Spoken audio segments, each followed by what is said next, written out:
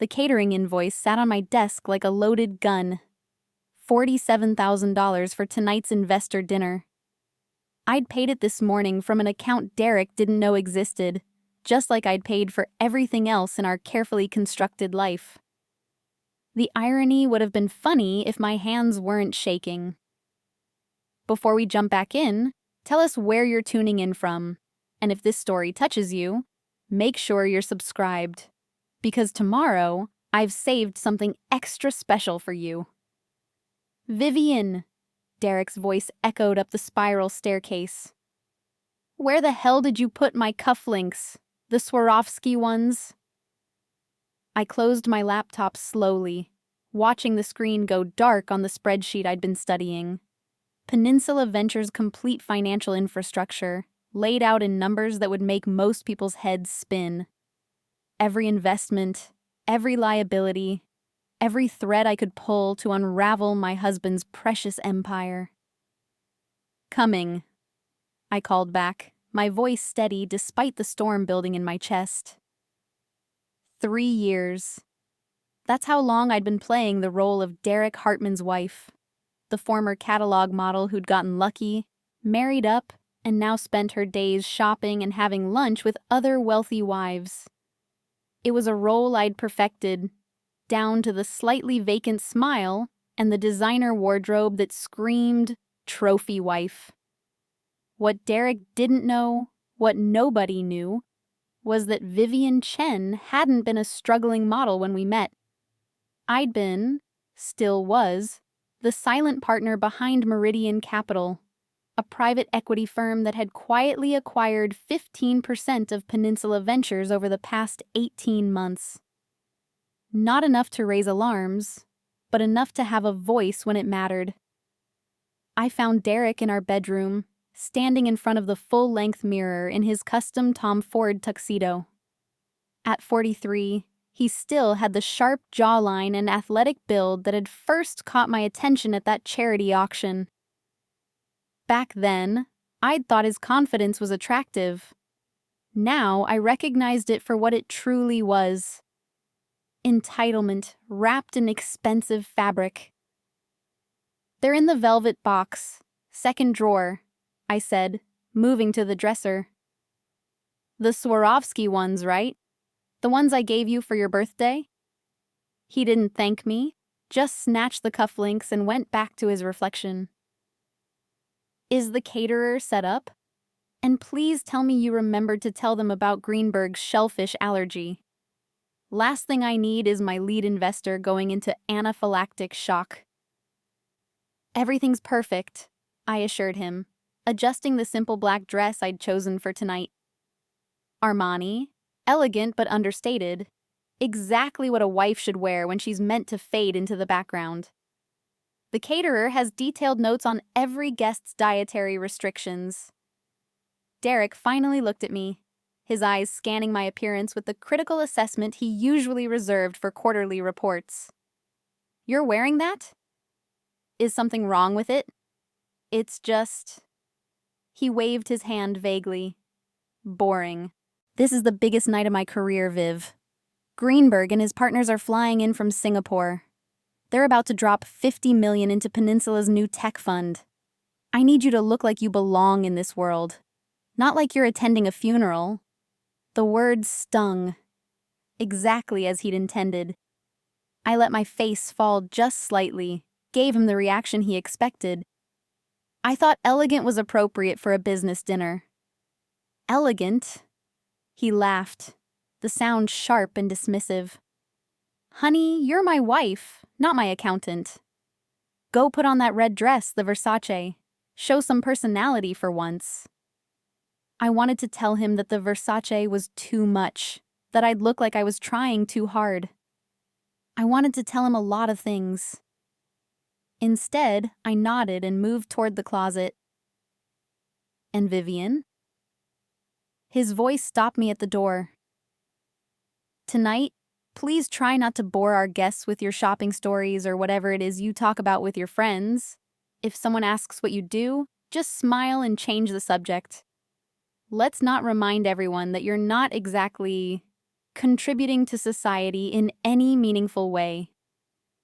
My fingers tightened on the doorframe, nails pressing into the polished wood.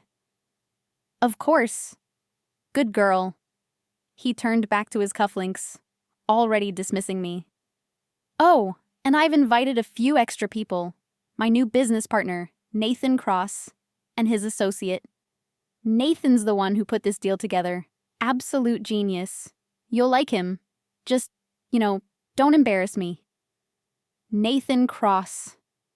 The name sent electricity through my veins. I kept my face neutral, my voice light.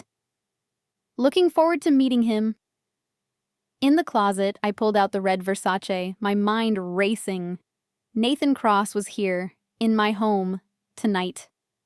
The man whose financial firm I'd been quietly studying for months, whose aggressive investment strategy had made him a legend in certain circles, and a predator in others. The same man who'd been positioning himself to take over Peninsula Ventures from the inside, using Derek as his unwitting puppet. And Derek had no idea. I changed into the red dress, reapplied my lipstick to a deeper shade, and studied myself in the mirror. The woman looking back at me was playing a role, but tonight, that role was about to shift. Tonight, Nathan Cross would meet Vivian Hartman, the decorative wife. What he wouldn't know, what none of them would know until it was too late, was that he was walking into a trap 3 years in the making. Downstairs, the catering staff moved with practiced efficiency through our open-concept living space. The penthouse had been my design, purchased through one of my shell companies, and gifted to Derek as a wedding present from my wealthy uncle.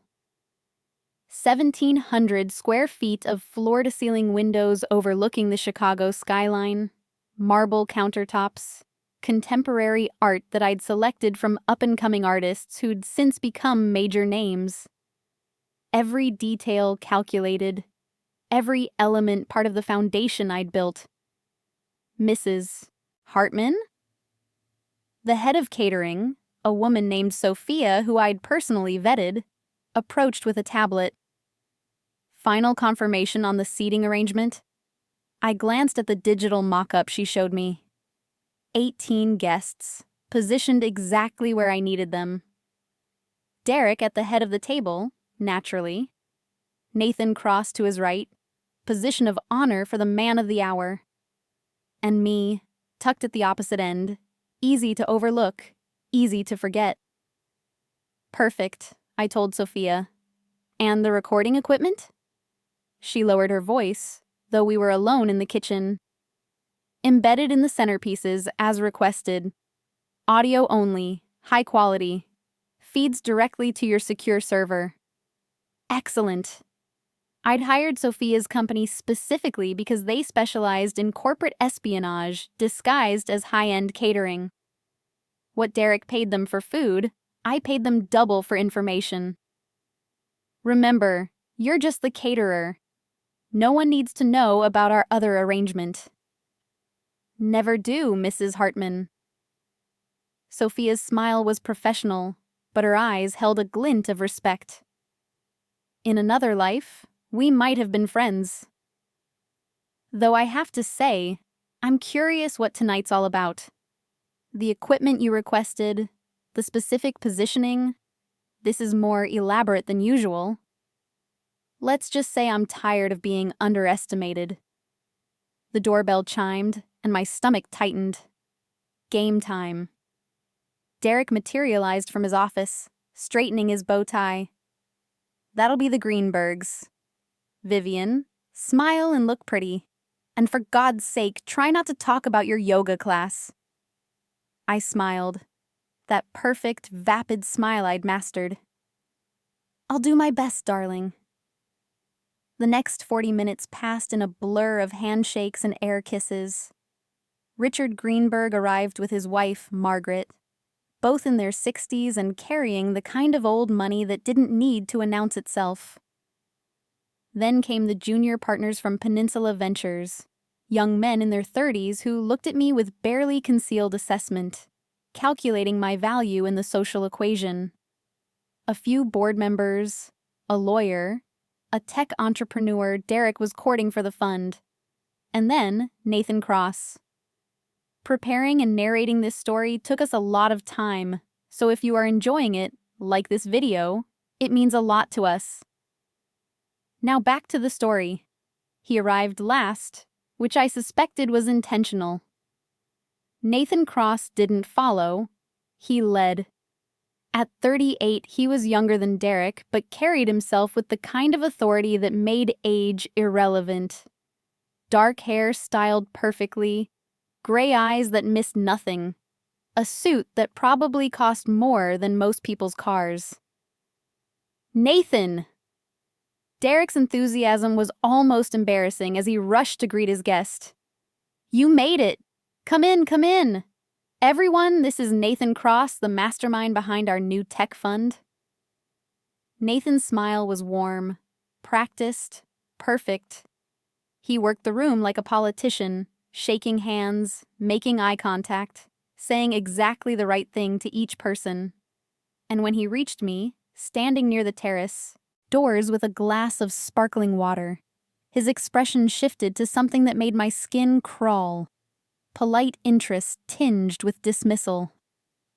And you must be Derek's wife, he said, his handshake firm but brief, as if touching me longer than necessary would be a waste of his time.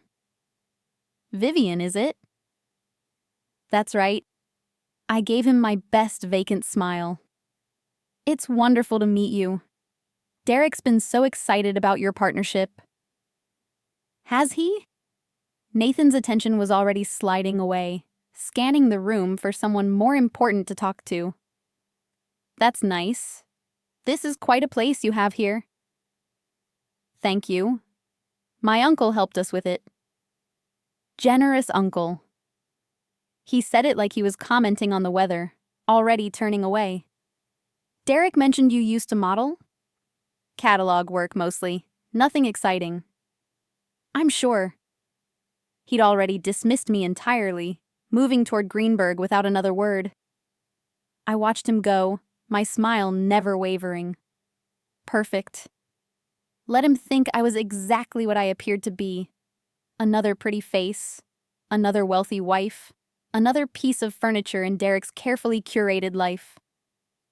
Sophia caught my eye from across the room and gave the slightest nod. The equipment was live. Every word spoken tonight would be captured, stored, and ready for deployment when the moment was right. Dinner is served, Sophia announced, her voice carrying just the right note of professional warmth. We moved to the dining room, and I took my assigned seat at the far end of the table. From here, I had a perfect view of everything. Derek holding court, Nathan Cross charming Greenberg, the junior partners hanging on every word. The wine flowed freely, loosening tongues, lowering guards. So, Derek, Greenberg said, cutting into his perfectly prepared filet mignon. Walk me through the numbers one more time. 50 million is a significant commitment, even for us. Derek launched into his pitch, and I had to give him credit. He was good at this part. The vision, the market analysis, the projected returns. He'd always been a talented performer. What he lacked was substance, the ability to see 3 moves ahead, to understand that every action had consequences. The beauty of this fund, Nathan interjected smoothly, is that we're not just investing in technology. We're investing in disruption. These companies we've identified, they're not improving existing systems. They're destroying them and building something new from the rubble. Creative destruction, Margaret Greenberg murmured. Schumpeter would approve. I kept my expression pleasantly blank, as if the reference meant nothing to me.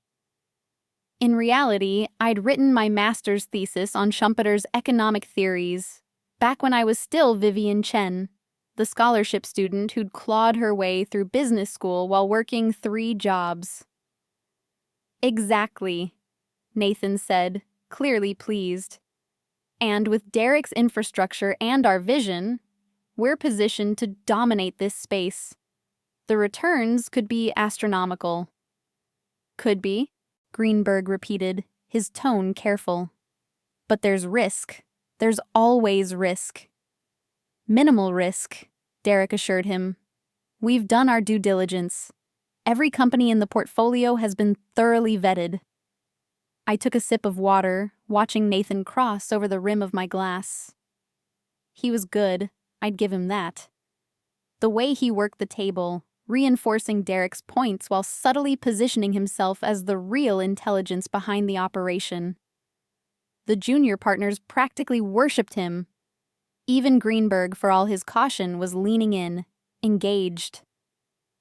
What none of them realized was that I'd seen Nathan's playbook before.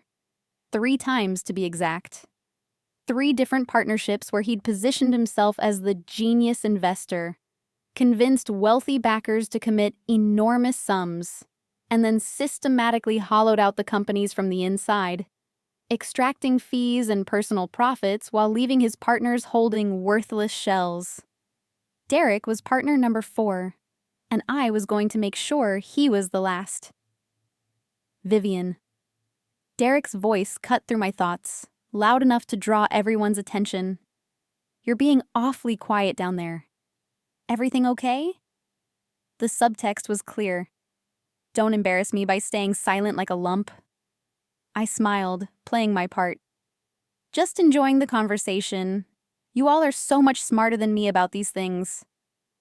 Nathan laughed, the sound patronizing. That's refreshing. Most wives I meet feel compelled to offer their opinions on everything. Not Vivian, Derek said, and I could hear the pride in his voice. Pride in having a wife who knew her place. She's smart enough to know what she doesn't know. Isn't that right, honey? That's right, I agreed softly. Across from me, one of the junior partners, Bradley something, I'd forgotten his last name, was smirking into his wine glass. Must be nice, he said, not quite under his breath. Some of us have to work for a living. Bradley, Derek warned, but he was laughing. The whole table was laughing, a chorus of successful men amused by the woman who'd married well and contributed nothing. No, he's right, I said, maintaining my smile even as rage burned in my chest. I'm very fortunate. Derek works so hard, and I get to enjoy the benefits. See? Derek gestured at me like I was Exhibit A. She gets it. Some people are builders, some people are supporters. Here's to the supporters. Nathan raised his glass in mock toast. Where would we be without them? More laughter, more knowing looks. I raised my own glass, playing along, and caught Sophia's eye in the doorway. She'd heard every word. It was all being recorded, adding to the mountain of evidence I'd been compiling. The dinner continued, and as the wine flowed, the conversation grew more candid. This was what I'd been waiting for, the moment when success and alcohol combined to make men forget caution. The beauty of this structure, Nathan was explaining to Greenberg, leaning back in his chair with the confidence of someone who'd never been challenged, is that we maintain control while the actual risk sits with the fund investors. If something goes wrong, and statistically something always goes wrong, we're insulated. Sophisticated risk management, Greenberg noted, but his eyes had sharpened. The most sophisticated, Nathan agreed. Derek and I have structured this so that Peninsula Ventures is positioned as the management company. We collect fees regardless of performance. 2 and 20. 2% management fee on assets. 20% of profits. But here's the brilliant part. He leaned forward, warming to his subject. We've also embedded a series of consulting agreements that allow us to extract additional fees. Marketing consultation, operational oversight, strategic advisory. It's all legitimate, all spelled out in the prospectus. But it means we're generating revenue streams independent of fund performance. I kept my face neutral, but inside, my mind was cataloging every word. This was it. The confession I'd been waiting for. Nathan Cross wasn't just managing a fund. He was running a fee extraction scheme designed to enrich himself and Derek while leaving investors like Greenberg exposed to all the downside risk. That's... Greenberg paused, choosing his words carefully. Aggressive. It's standard in the industry, Derek interjected quickly. All the major funds operate this way. That was a lie, and Greenberg knew it. I could see it in the slight tightening around his eyes, the way his hand stilled on his wine glass. But he said nothing, not yet. He was too polite, too much the gentleman to cause a scene at dinner. Nathan, emboldened by wine and Derek's support, continued. Look, Richard, you didn't build your fortune by being conservative. Sometimes you have to be willing to bend the rules, find creative solutions. The regulatory environment is a jungle. You either learn to navigate it, or you get eaten. Bend the rules, Greenberg repeated softly. Optimize, Nathan corrected with a shark smile. We're optimizing the structure for maximum efficiency. I watched this exchange with growing satisfaction. Nathan Cross was doing exactly what I'd predicted he would do, getting too comfortable, too confident, saying the quiet parts out loud. And it was all being recorded in crystal clear audio. Every word, every inflection, every damning admission. Speaking of optimization, one of the junior partners said, his words slightly slurred, Did you finalize the offshore component? Nathan shot him a look that could have frozen fire. That's still in development. Nothing to discuss tonight. But the damage was done. Greenberg's wife had stiffened, and even the tech entrepreneur, who'd been mostly silent throughout dinner, looked uncomfortable. Offshore? Greenberg's voice was deceptively mild. I don't recall seeing anything about offshore structures in the prospectus. Because it's preliminary, Derek jumped in, trying to smooth things over. Just some basic tax optimization. Completely legal. Completely standard. Of course, Greenberg said, but his tone suggested he didn't believe a word of it. The tension around the table was palpable now, the earlier bonhomie evaporating like morning mist. Nathan tried to redirect the conversation, asking Margaret about her foundation work, but the spell was broken. Greenberg was done being charmed. Vivian, Margaret said suddenly, turning to me with a smile that didn't quite reach her eyes. Derek mentioned you used to model. Do you miss it? The question was a kindness, an attempt to shift away from the uncomfortable business talk. I could have played along, kept my role as the vapid wife. But something in Margaret's eyes, a flash of recognition, of understanding, made me choose a different path. Sometimes, I said carefully, but I found other interests. Oh? Margaret's interest seemed genuine. Like what? I read a lot. Economics, mostly. Business strategy. Derek laughed, the sound harsh in the quiet room. Vivian's trying to understand what I do. It's sweet, really, but I keep telling her. Reading books isn't the same as real-world experience. Books can be surprisingly educational, Margaret said, her tone pointed. I find that the most dangerous people are the ones who underestimate the power of knowledge. Knowledge is one thing, Nathan said, his voice dripping with condescension. Application is another. No offense to Vivian, but there's a difference between reading about business and actually building something. I met his eyes across the table, let my smile turn just slightly sharper. Of course. Though I've always found it interesting how many successful businesses are built on other people's money and other people's ideas, the real skill is in the presentation, isn't it? Making people believe you're giving them something valuable when really, you're just taking their money and hoping they don't notice until it's too late. The silence that followed was absolute. Nathan's expression had frozen, his eyes suddenly sharp and assessing. Derek looked confused, uncertain whether I'd just complimented or insulted his business partner. But Greenberg was watching me with new interest, a small smile playing at the corners of his mouth. That's... Nathan started, then stopped, clearly recalculating his assessment of me. Vivian's had too much wine, Derek said quickly, his hand waving dismissively. Honey, maybe you should... Actually, I've been drinking water all night, I interrupted, my voice still sweet but with an edge that hadn't been there before. I like to keep a clear head. You never know what you might miss if you're not paying attention.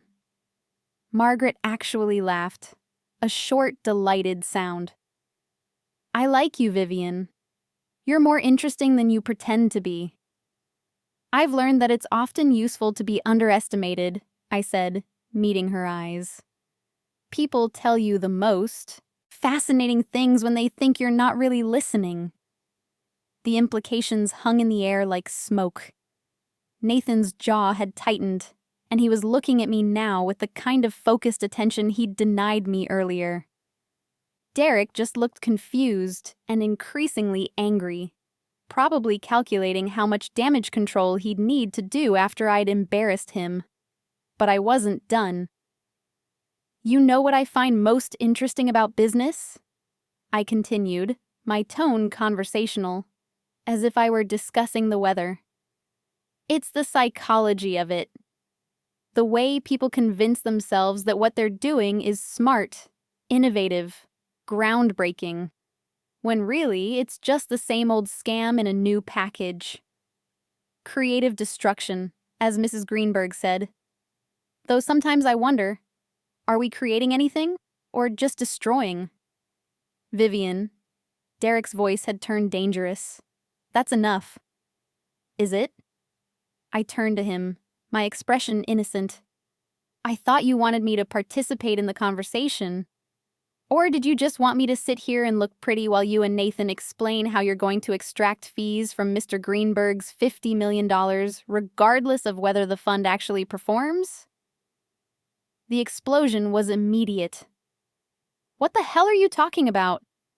Derek's face had gone red, his hands slamming down on the table hard enough to make the glasses jump. I'm talking about the 2-in-20 fee structure, plus the embedded consulting agreements that Nathan was so helpfully explaining earlier. The ones designed to ensure you and Nathan get paid even if every single company in the portfolio goes bankrupt. I kept my voice level, factual, as if I were reading from a prospectus. It's actually quite clever if your goal is to extract maximum value while bearing minimum risk. Less clever if you're the investor putting up the actual capital. Greenberg had set down his fork, his full attention now on me. Go on. Vivian has no idea what she's talking about, Nathan said quickly. But there was something new in his voice. Fear. She's confused, taking things out of context. Am I? I tilted my head, studying him. Or have I been paying very close attention while everyone assumed I was too stupid to understand what was happening in my own home? How dare you? Derek started to rise from his chair, but Greenberg held up a hand. Let her talk, he said quietly. So I did. I told them about the fee structure, the offshore components that were still in development, the way the consulting agreements were designed to siphon money from the fund. I explained how the investment thesis itself was flawed, based on inflated projections and cherry-picked data. I walked them through the risk profile, the lack of proper due diligence, the ways in which Nathan had structured the fund to benefit himself and Derek while exposing investors to catastrophic downside. And I did it all from memory, without notes, with the kind of fluency that came from months of careful analysis and preparation. When I finished, the table was silent. Derek looked like he might actually explode. Nathan's earlier charm had vanished entirely, replaced by cold fury. The junior partners were staring at their plates, suddenly very interested in their uneaten dessert. But Greenberg was leaning back in his chair, fingers steepled, studying me with open fascination. "How," he said finally, "does a former catalog model know this much about private equity fee structures?" I smiled, and this time there was nothing vapid or decorative about it. Because I'm not actually a former catalog model. That was just a convenient story. Then what are you? I pulled out my phone, tapped a few buttons, and pulled up a document that I slid across the table to Greenberg. I'm the managing partner of Meridian Capital. We currently own 15% of Peninsula Ventures, enough to have voting rights on major decisions, including decisions about whether to approve this fund. The sound Derek made was somewhere between a gasp and a choke. Nathan's brain was visibly working, trying to process this information. That's impossible.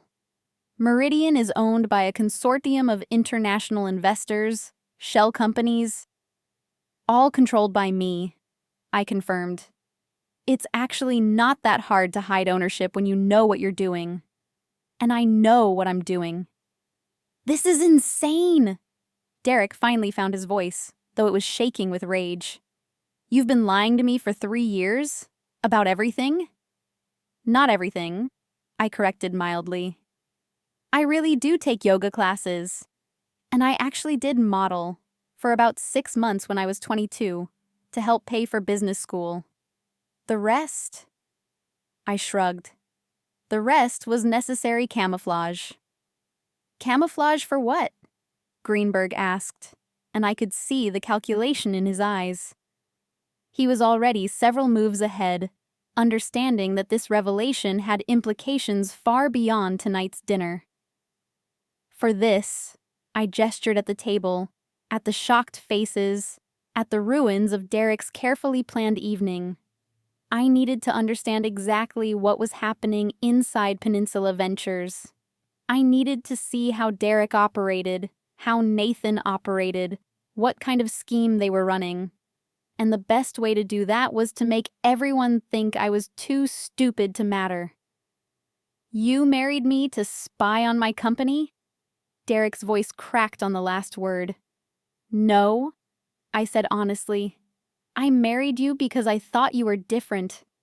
I thought you were actually building something real. But then I realized you were just another con artist in a nice suit, willing to sell out your investors for a quick payday. So I adapted. Nathan had recovered some of his composure, his mind clearly racing for a way out. This is all very dramatic, but it doesn't change anything. You own 15%. Not enough to block the fund. Derek and I have the board votes we need. Do you? I pulled up another document on my phone.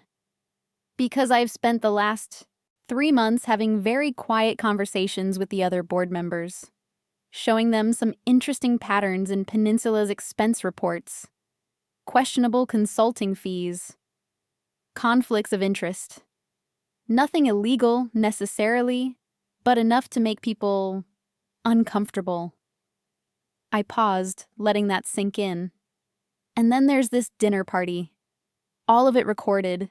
Every word, every admission, every careless statement about bending rules and offshore structures and fee extraction. I'm sure Mr. Greenberg would be very interested in hearing the full audio. As would the SEC, if it came to that. The color had drained from Nathan's face. You're bluffing. Am I? I turned to Sophia, who'd been standing quietly in the doorway. Sophia, could you play back the last 5 minutes of Nathan's conversation with Mr. Greenberg? The part where he explained the fee structure? Sophia pulled out a small device, pressed a button, and Nathan's voice filled the room. The beauty of this structure is that we maintain control, while the actual risk sits with the fund investors. Turn it off, Nathan said through clenched teeth. Sophia looked at me. I nodded, and she stopped the playback. I have about 4 hours of audio from tonight, I said pleasantly. Plus documentation of every shady deal you've done together over the past 2 years. Email chains that Derek thought were on secure servers. Pro tip, your IT guy takes bribes. Financial records that show exactly how you've been inflating numbers and hiding losses. Testimony from 3 of Nathan's previous partners who are very willing to discuss his pattern of behavior. I stood up, smoothing my red dress, the one Derek had insisted I wear to look pretty for his investors. So, here's what's going to happen, I said, my voice carrying the authority I'd been hiding for 3 years. Mr. Greenberg is going to walk away from this deal tonight, and he's going to tell every other potential investor exactly why. Peninsula Ventures' reputation is about to become toxic, not because I'm going to release this information publicly, but because I don't have to. Word travels fast in our circles. You can't do this, Derek whispered, but there was no conviction in his voice. I already have, I told him. As of 3 hours ago, Meridian Capital has filed formal complaints with the board regarding financial irregularities at Peninsula Ventures. There will be an emergency meeting tomorrow morning.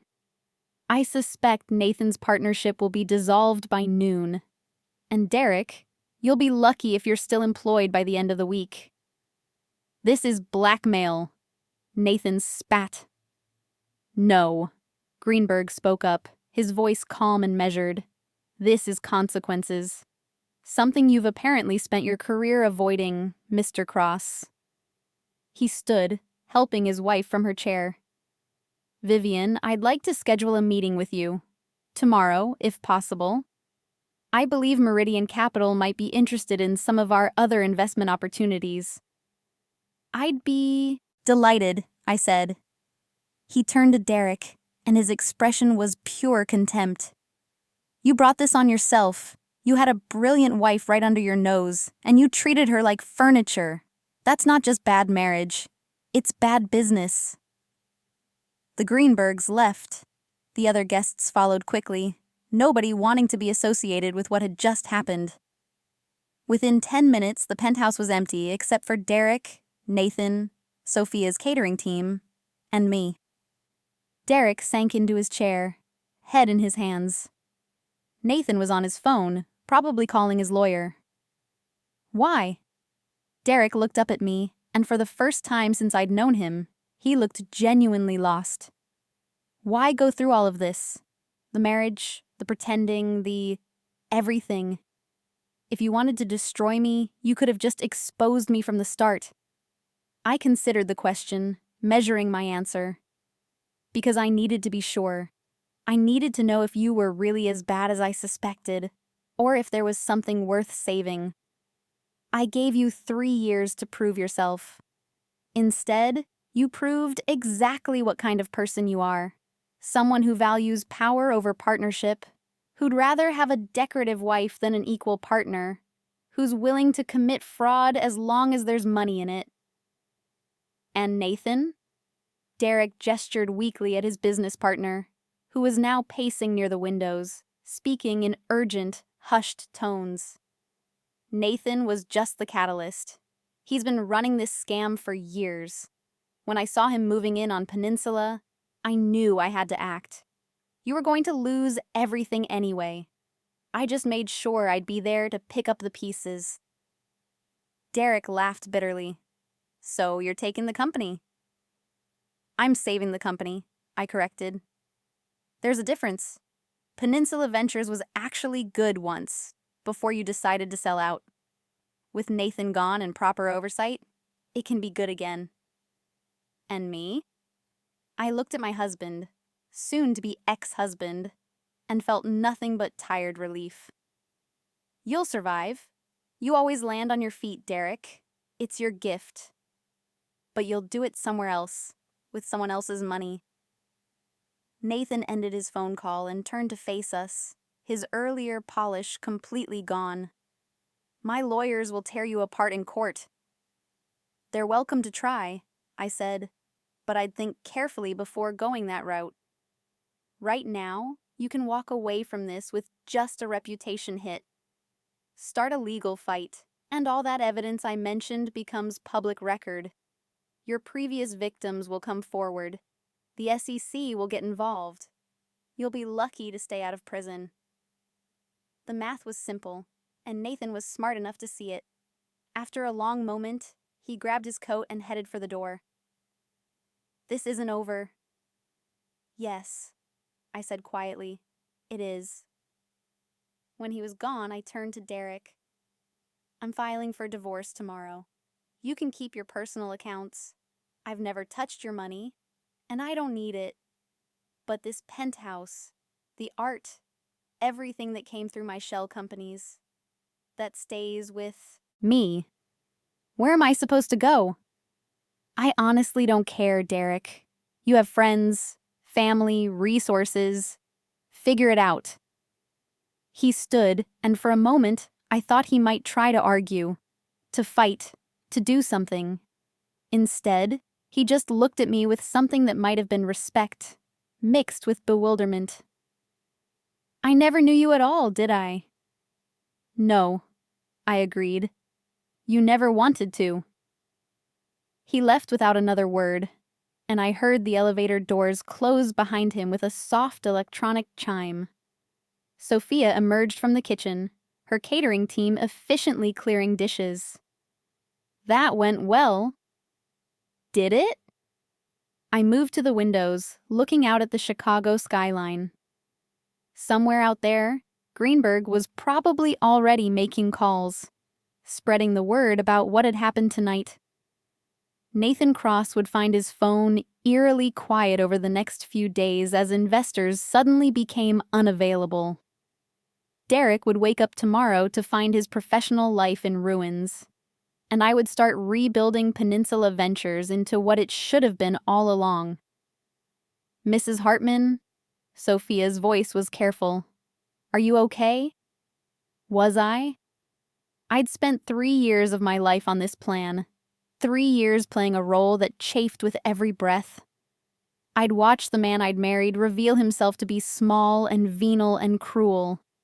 I'd given up authenticity for strategy, truth for tactics, but I'd also protected Greenberg's money. I'd prevented Nathan Cross from victimizing another set of investors. I'd positioned myself to take control of a company that, with the right leadership, could actually make a difference in the technology sector. I'm fine, I told Sophia, and realized it was true. I'm better than fine. I'm exactly where I need to be. She nodded, understanding perhaps more than I'd said. The audio files have been uploaded to your secure server. The backup copies are in 3 separate locations, as requested, and I've prepared the documentation package for tomorrow's board meeting. Thank you. You've been invaluable through all of this. It's been my pleasure, Mrs. Hartman. It's not often I get to watch someone pull off something this elegant. She paused. Though I have to ask, was any of it real? The marriage, I mean. Or was it all just cover? I finished for her. No, it was real at first. I genuinely loved him, or thought I did. I loved who I thought he was. But people show you who they really are, if you pay attention. Derek showed me over and over again. I just needed to be sure before I acted. Sophia accepted that with a nod. Well, for what it's worth, he's an idiot. Anyone who doesn't see your value doesn't deserve to benefit from it. After the catering team finished and left, I poured myself a real glass of wine, not the sparkling water I'd been drinking all night, and returned to the windows. My phone was already buzzing with messages. Greenberg, confirming tomorrow's meeting. 3 board members, requesting private conversations. A lawyer I'd retained weeks ago, confirming she'd received the divorce papers and would file first thing in the morning. And 1 message from an unknown number. Impressive. I underestimated you. That won't happen again. NC. Nathan Cross, already regrouping, already planning his comeback. He was nothing if not resilient. I deleted the message without responding. Let him wonder. Let him worry. He'd spent his career underestimating people, taking advantage of their trust. Tonight, he'd learned what happened when someone turned his own tactics against him. The city lights stretched out before me, endless and bright. Tomorrow would bring challenges, the board meeting, the divorce proceedings, the delicate work of rebuilding Peninsula's reputation. There would be lawsuits, probably, despite my warnings. Attempts to salvage or spin what had happened tonight. But for now, in this moment, I allowed myself to simply breathe. 3 years of careful planning, of swallowing my pride, of playing small so I could strike big. 3 years of being underestimated, patronized, dismissed. 3 years of watching my husband treat me like a pretty accessory while he destroyed something that could have been meaningful. It was over. I raised my wine glass to my reflection in the window, to the woman who'd been hiding behind Vivian Hartman's cultivated emptiness. Welcome back, I whispered to myself. And somewhere in the city below, in a boardroom that would soon be mine, tomorrow was already waiting. The Peninsula Ventures boardroom had never felt more like a battlefield. 7 faces stared back at me from across the mahogany table, their expressions ranging from shock to curiosity to barely concealed hostility. I'd walked in at exactly 9 a.m., dressed in a navy Armani suit that screamed competence. No more red Versace. No more playing the decorative wife. "Good morning, gentlemen," I said, settling into the chair that had been reserved for representatives of Meridian Capital. They'd expected lawyers. They got me instead. "I believe we have some things to discuss." Thomas Blackwell, the board chairman and Derek's mentor, leaned back in his chair with the expression of a man trying to solve a puzzle he hadn't known existed. "Mrs. Hartman. Or should I say Ms. Chen? I have to admit, this is the most creative board presentation I've encountered in 40 years. Vivian is fine, I told him, opening my laptop. And I apologize for the theatrics, but sometimes the only way to expose a problem is to let it think it's winning. Expose a problem? One of the junior board members, Harrison, a tech investor in his 30s, scoffed. "You mean destroy Derek's career and cost us the biggest investment opportunity we've had in years?" "I mean save you from committing $50 million to a fraud scheme," I corrected, pulling up the first slide of my presentation. "If you'll give me 20 minutes, I can show you exactly what Nathan Cross and my soon-to-be ex-husband were planning to do with our Greenberg's money." Blackwell held up a hand, silencing Harrison's protest. 20 minutes. But this better be good, because right now, you look like a scorned wife with an elaborate revenge fantasy. "Oh, it's elaborate," I agreed. "But it's not fantasy." I walked them through everything. The fee structure's designed to extract maximum profit regardless of fund performance. The offshore accounts being set up in the Cayman Islands. The pattern of Nathan's previous partnerships, each one ending with investors losing millions while Nathan walked away wealthy. the falsified due diligence reports on the tech companies they'd planned to invest in. Startups that looked promising on paper, but were essentially vaporware with good marketing. With each slide, each piece of evidence, I watched their expressions change. Skepticism gave way to concern, then to anger. "This is the audio from last night's dinner," I said, playing a carefully edited segment. Nathan's voice filled the room. "We maintain control while the actual risk sits with the fund investors. We've embedded a series of consulting agreements that allow us to extract additional fees. Sometimes you have to be willing to bend the rules." When it finished, the silence was absolute. "Jesus Christ," someone muttered. Blackwell's face had gone pale. "How long have you known about this?" "I have been documenting Nathan's activities for 18 months, but I only confirmed Derek's involvement 6 months ago. I'd hoped—" I paused, allowing myself a moment of genuine emotion. "I'd hoped I was wrong about him. That's why I waited. I needed to be absolutely certain before I acted." "Why not just come to us immediately?" Harrison asked, and his hostility had evaporated, replaced by something closer to awe. "Why the whole elaborate charade?"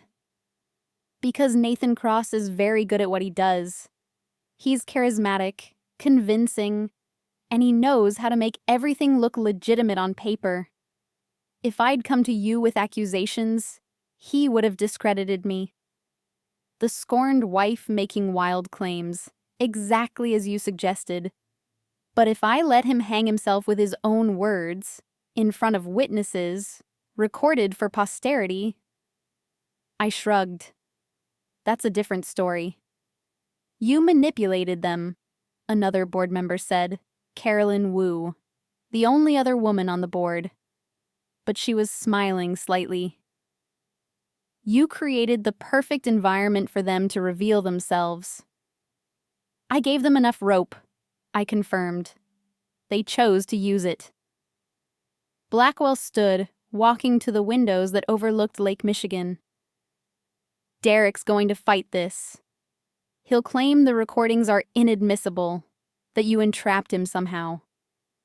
He can try, but I have 3 witnesses beyond the recordings, the Greenbergs and Margaret's personal assistant, who was also present.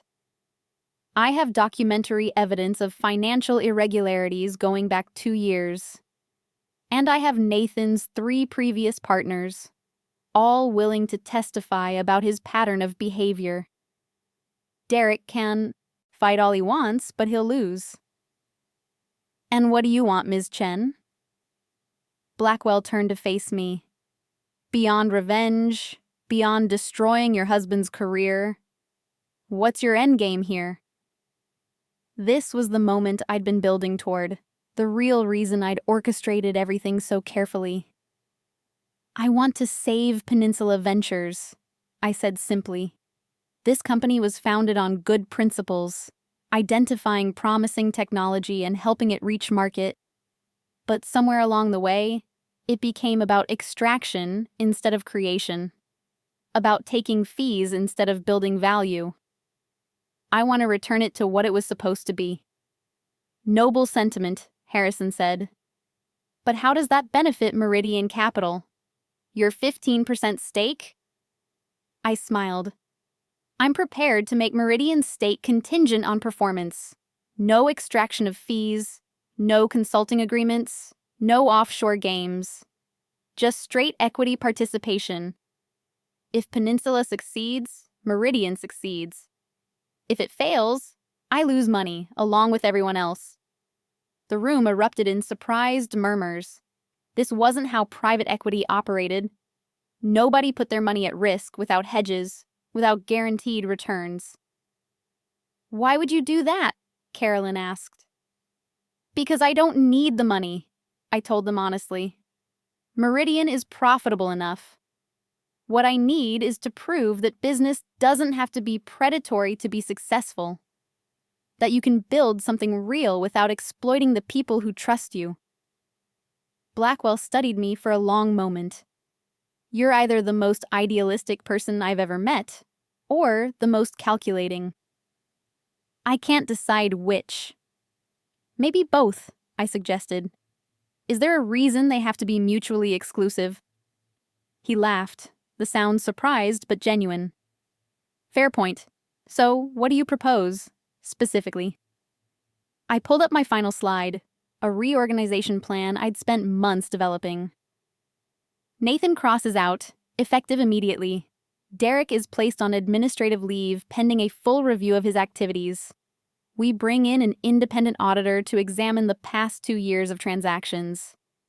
Any questionable fees are returned to the company. And we restructure the board to include more diverse perspectives, people who aren't just focused on quarterly returns, but on long-term sustainability. And you? Blackwell asked. Where do you fit in this new structure? I'd like a board seat. I've earned it, I think. But I'm not interested in day-to-day operations. Meridian keeps me busy enough. I just want to ensure Peninsula stays on track.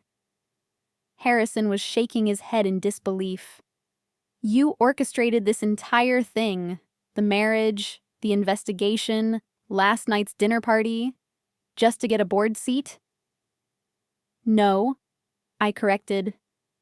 I orchestrated this to stop Nathan Cross from victimizing another set of investors. The board seat is just a nice bonus. And for the record, the marriage was real. At least, it was real to me at the beginning.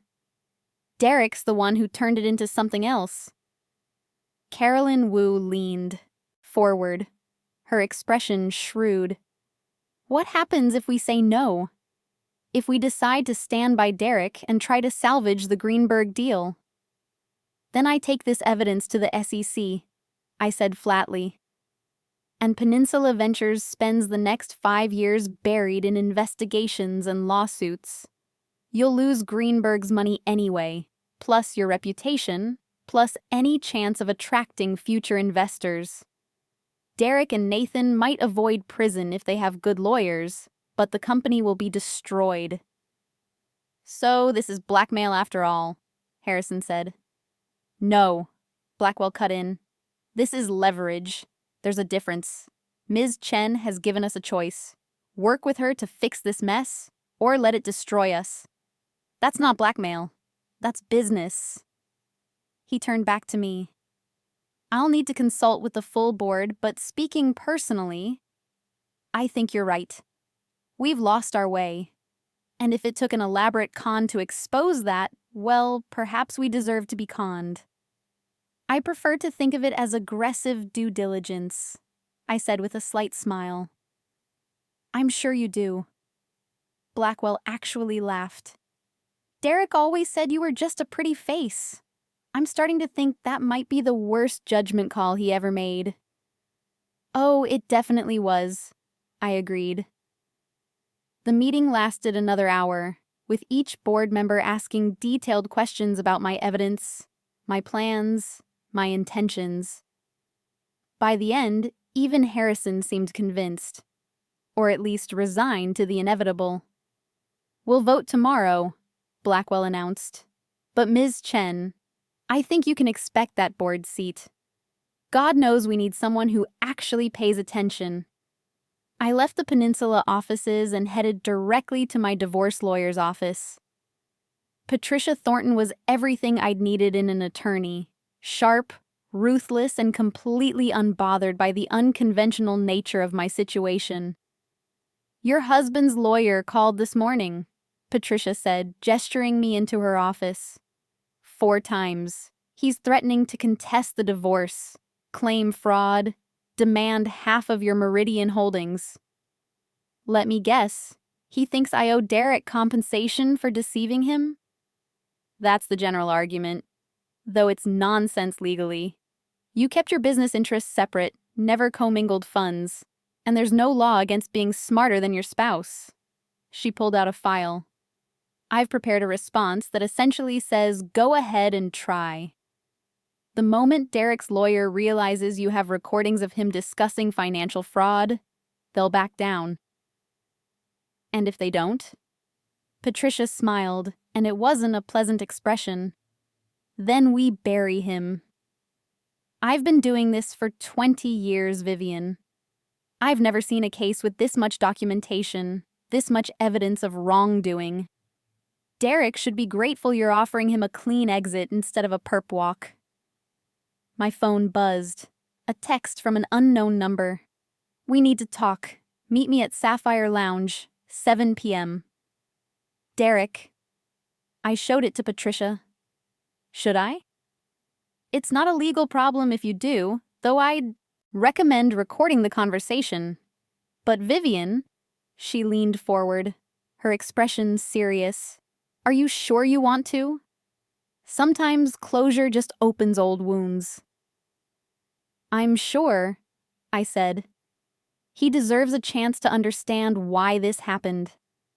And maybe I need to say some things to his face instead of through lawyers. The Sapphire Lounge was where Derek and I had gone on our first date, 3 years and a lifetime ago. He was already there when I arrived, sitting at a corner booth, looking smaller somehow than he had at last night's dinner. The expensive suit couldn't hide the defeated slope of his shoulders. You came, he said as I slid into the booth across from him. You asked. A waiter appeared, and Derek ordered his usual whiskey. I asked for sparkling water. Old habits. I spent the whole day trying to understand, Derek said once we were alone again. Talking to lawyers, to Thomas, to anyone who might explain how my wife became a private equity magnate without me noticing. You know what the consensus is? That you weren't paying attention? He laughed bitterly. That I'm an idiot, that I had something real and I took it for granted because I was too busy playing the big shot. You're not an idiot, Derek. You're just limited. You see what you want to see. You wanted a trophy wife, so that's what you saw. The fact that I was more than that I could be a partner instead of a decoration, you never even considered it. Because you lied to me. His voice rose, then fell as he remembered where we were. For 3 years, you lied about everything. Who you were, what you did, what you were capable of. How is that fair? Fair? I leaned back, studying the man I'd married. Derek, do you remember the first time you introduced me to your colleagues? At that conference in New York? He frowned. What does that? You introduced me as your girlfriend, the model. And when I tried to contribute to the conversation about venture capital trends, you literally put your hand on my knee under the table to shut me up. Then you laughed and said, "She's beautiful, but she's not here for the business talk." Do you remember that? His face paled slightly. I was joking. No, you weren't. You were establishing a dynamic, making it clear that I wasn't supposed to have opinions, wasn't supposed to be smart or knowledgeable, just decorative. And when I realized that's what you wanted, that's what you'd always want, I made a choice. I could leave you, or I could use the situation to my advantage. By spying on me? By protecting other people from you. I corrected. Derek, you were going to commit fraud. Maybe you didn't think of it that way. Maybe Nathan convinced you it was all legitimate business practice. But you were going to help him steal $50 million from Richard Greenberg. Did you even stop to think about what that would mean? About the consequences? We would have made money. You would have extracted fees while Greenberg lost everything. I kept my voice low but let the anger show. That was the plan. That's what Nathan does. He finds partners like you, smart enough to be useful, but not smart enough to see the con. And he uses them to legitimize his schemes. Then, when everything falls apart, he walks away wealthy, and his partners take the blame. Derek's hands were shaking around his whiskey glass. I didn't know about Nathan's history, about the offshore accounts. You didn't want to know, I said, because knowing would have meant admitting you were doing something wrong. And you've spent your whole life avoiding that admission, haven't you? Every shortcut, every ethical compromise, every time you chose the easy money over the right thing, you justified it by telling yourself everyone does it. So this is punishment? For being imperfect? No, Derek. This is consequences. For being cruel. For being dismissive. For treating me like I was worthless because I wasn't contributing to your career. You know what hurt the most? Not the mockery at the dinner parties, not the casual dismissals. It was the complete lack of curiosity. In 3 years of marriage, you never once asked me what I thought about something meaningful. What my dreams were, what I wanted to accomplish. You just assumed I didn't have any. He looked away, and I could see tears threatening at the corners of his eyes. I did love you, at the beginning. I know, I said, and found that I meant it. I loved you too. That's why this hurts. But love isn't enough when it's built on lies. And Derek, you were lying too. You pretended to be a decent person, someone who cared about building something meaningful. But you weren't. You were just another guy looking for the quickest path to wealth, regardless of who got hurt along the way. So what happens now? He asked. Peninsula fires me, you get your board seat, and I lose everything? You don't lose everything. You keep your personal accounts, your car, your reputation outside of Peninsula. I'm not trying to destroy you, Derek. I'm just removing you from a position where you can cause more damage. Generous of you, he said bitterly. It is, actually. I could have pressed charges. I have enough evidence to make a criminal case. But I'm not interested in revenge. I'm interested in prevention. Nathan Cross won't work in this industry again. You'll have a much harder time, but you're smart and you're charming. You'll land somewhere. Just hopefully somewhere with better oversight. Derek drained his whiskey, set the glass down with careful precision. I'm not going to fight the divorce. My lawyer says I'd lose anyway. But even if I wouldn't, I'm tired, Vivian. I'm tired of trying to be something I'm not, of pretending I'm some genius entrepreneur when really I'm just good at selling other people's ideas. Maybe it's time to stop. Maybe it is, I agreed softly. He stood, pulling on his coat. For what it's worth, I am sorry. Not for getting caught. For deserving to get caught. You were right there, the whole time, and I was too stupid to see you. Yes, I said. You were. He left, and I sat alone in the booth for a while, processing the conversation. It hadn't been satisfying in the way I'd expected. No dramatic confrontation, no final cutting remark. Just two people acknowledging that they'd failed each other in different ways. My phone buzzed again. Patricia, with news that Derek's lawyer had agreed to an uncontested divorce. The settlement would be finalized within 60 days. Over the next 2 weeks, everything fell into place with the kind of efficiency that comes from thorough preparation. The Peninsula Board voted unanimously to accept my proposal. Nathan Cross quietly resigned and left Chicago, his reputation in tatters. An independent audit uncovered another $3 million in questionable expenses, all of which were returned to the company's accounts. Derek officially resigned on a Friday afternoon, with a brief statement about pursuing other opportunities. The industry gossip was fierce but ultimately favorable to Peninsula. We dodged a bullet, and everyone knew it. Richard Greenberg called me personally. I wanted to thank you, he said.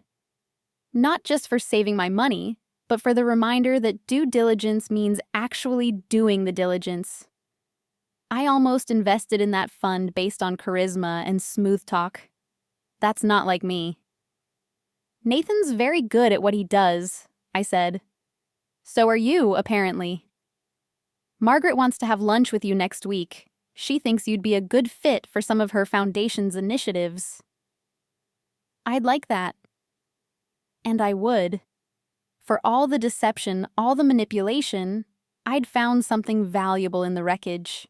People like the Greenbergs, like Carolyn Wu, like Thomas Blackwell, who were genuinely trying to do business the right way. They'd been outnumbered, outmaneuvered by people like Nathan and Derek, but they were still there, still fighting. My first official board meeting at Peninsula Ventures was scheduled for a Monday morning.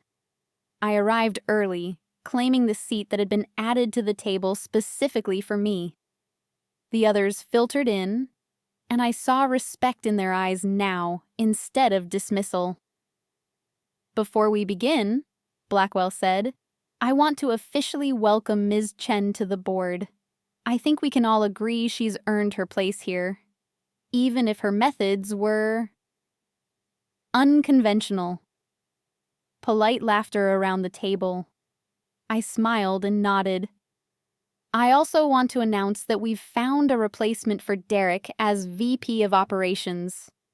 She comes highly recommended from our West Coast office, with 15 years of experience in tech investment and a reputation for ethical practice.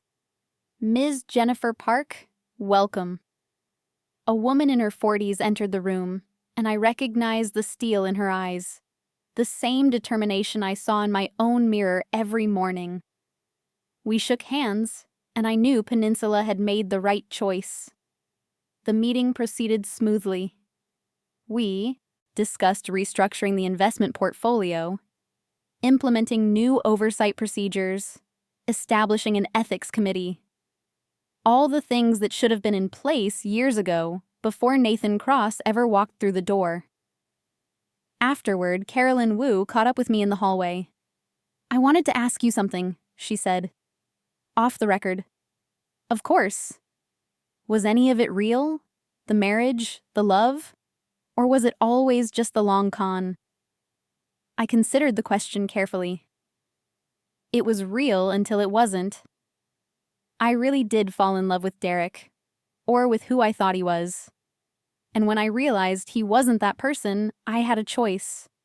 Walk away with nothing to show for it, or stay and make sure he couldn't hurt anyone else the way he was about to hurt Greenberg. I chose to stay.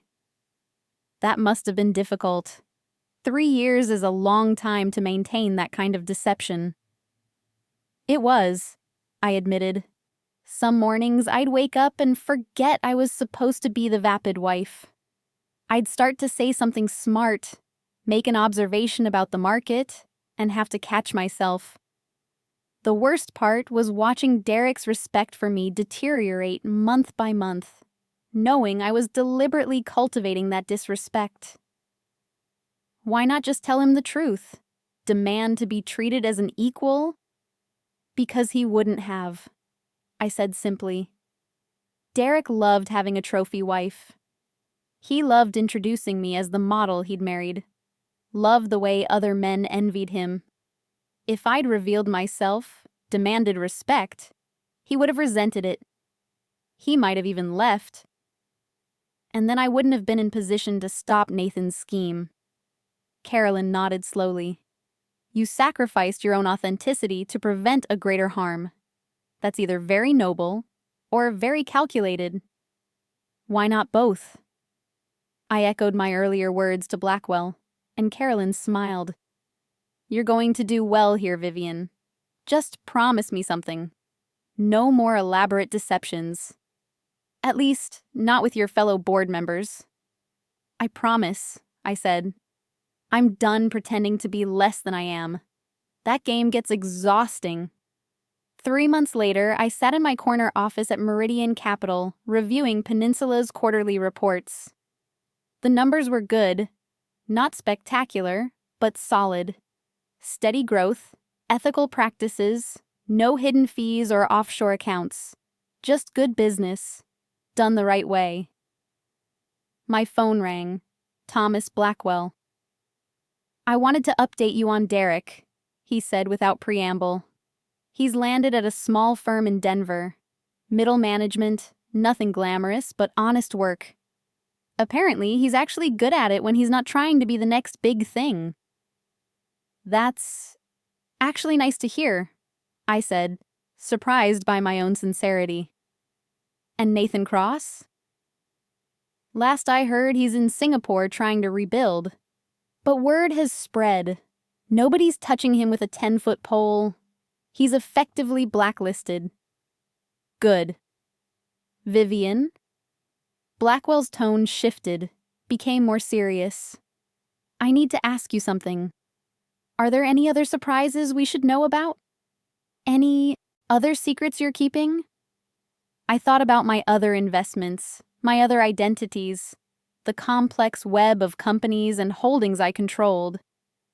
But none of them posed a threat to Peninsula, and none of them were anyone's business but mine. Nothing that affects Peninsula, I said. Everything else is separate, clean, and completely transparent to the relevant parties. I believe you, he said, though I'm not sure I would have 3 months ago. 3 months ago, I was still married to Derek and pretending to be someone I wasn't. A lot has changed. It has indeed. Listen, the board is meeting next month to discuss long-term strategy. We'd like your input on some potential investments. Your actual input this time, not the decorative wife version. I smiled. I'll prepare something. And Thomas? Thank you for giving me a chance even after everything. You earned it, he said simply. Multiple times over. See you next month. After we hung up, I turned to my computer and pulled up the file I'd been building. A new project. Something I'd been thinking about for years but had never had the resources or platform to attempt. A mentorship program for women in business. Not just the ones who already had MBAs and connections, but the ones coming up the hard way, working 3 jobs to pay for community college, being underestimated at every turn. Women like I'd been, before I learned to use that underestimation as a weapon. The program would provide capital, yes, but also knowledge. How to build shell companies for privacy. How to protect your assets. How to document everything so that if someone tried to steal from you, you'd have evidence. How to be smart in a world that often punished women for their intelligence. And most importantly, how to be authentically yourself while still playing the game. My assistant knocked on the door. Ms. Chen? Your 3 o'clock is here. Send them in. A young woman entered, mid-20s, nervous energy barely contained. She'd contacted Meridian 6 weeks ago with a business proposal that was rough around the edges but showed real promise. A logistics app that could revolutionize small business shipping. Ms. Chen, she said, shaking my hand with perhaps too much force. Thank you so much for agreeing to meet with me. I know you must be incredibly busy. Sit, I said gently, gesturing to the chair across from my desk. And call me Vivian. Tell me about your app. She did, stumbling over words at first, but gaining confidence as she went. I listened, asked questions, saw the potential she couldn't quite articulate yet. She reminded me of myself 10 years ago. Smart, driven, but lacking the resources and connections to break through. I think this could work, I said when she finished. But it needs refinement. The business model is too dependent on external funding. You need to find a way to generate revenue from day one, even if it's modest. Her face fell slightly. So you're not interested in investing? I didn't say that. I pulled out a contract I'd prepared after reviewing her initial proposal. Meridian Capital is prepared to offer you seed funding, $250,000 for 15% equity.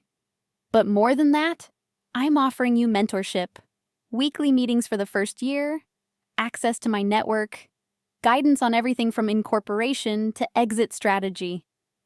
She stared at the contract like it might disappear if she looked away. I don't understand. Why? You don't even know me. No, I agreed. But I know what it's like to be underestimated. To have good ideas that nobody takes seriously because they've decided you're just a pretty face, or too young, or not connected enough. I know what it's like to fight for every inch of credibility. And you're offering to help me skip that fight? No. The fight is necessary. It makes you sharper, more resilient. But I can give you tools for the fight. Weapons that took me years to acquire. I pushed the contract across the desk. Take it home. Read it carefully. Have a lawyer review it. If you decide you want to work with Meridian, sign it and bring it back. If not, that's okay too. She took the contract with trembling hands. Ms. Chen, Vivian, I don't know what to say. Say you'll think about it. And say you'll remember this feeling when you're successful. When you have resources and power and influence. Remember what it was like to need help and help someone else. After she left, I returned to my window view of Chicago. The city stretched out before me, full of ambition and deception, brilliant ideas and predatory schemes. Somewhere out there, another Nathan Cross was probably working on his next con.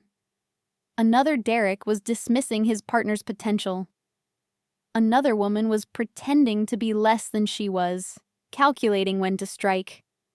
The business world was a battlefield, and it always would be.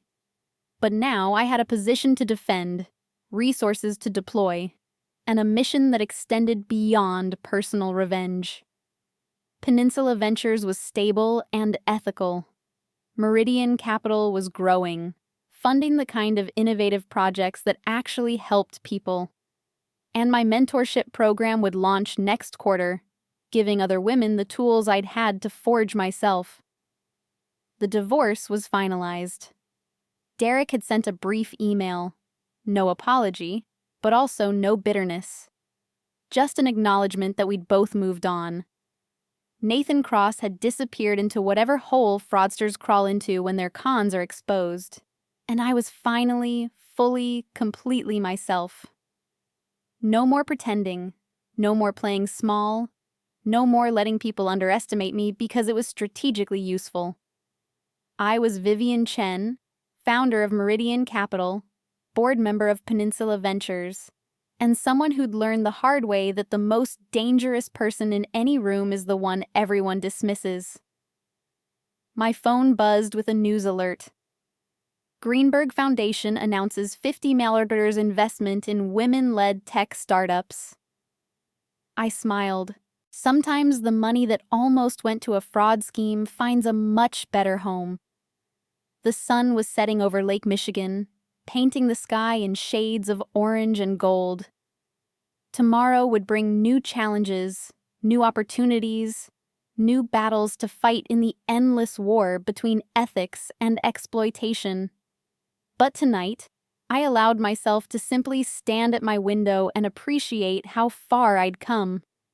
From the woman who'd been mocked at her own dinner party to the woman who'd dismantled the entire scheme with surgical precision. From Derek's decorative wife to someone who'd made Richard Greenberg pull $50 million from an investment with a single conversation. From invisible to inevitable. And somewhere in the city below, in 1,000 offices and boardrooms, people were learning a valuable lesson.